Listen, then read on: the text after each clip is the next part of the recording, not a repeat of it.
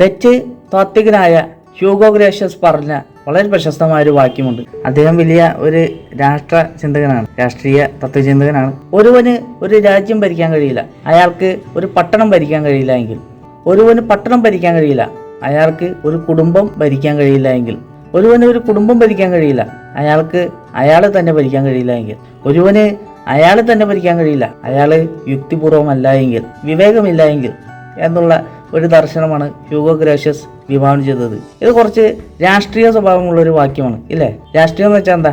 അധികാരവുമായി ബന്ധപ്പെട്ട ഒരു വ്യവഹാരവുമാണ്.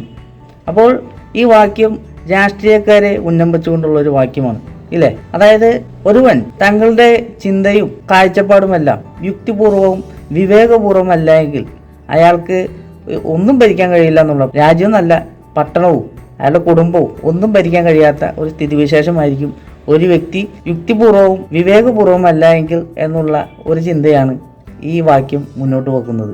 നിങ്ങളൊരു നല്ല രാഷ്ട്രീയക്കാരനാണെന്നുണ്ടെങ്കിൽ നിങ്ങളുടെ ചിന്തയും നിങ്ങളുടെ വ്യക്തിത്വവും യുക്തിഭദ്രവും വിവേകപൂർണമാവണം എന്നുള്ളൊരു വിഭാവനയാണ് ഇത് മുന്നോട്ട് വെക്കുന്നത്. Thank you.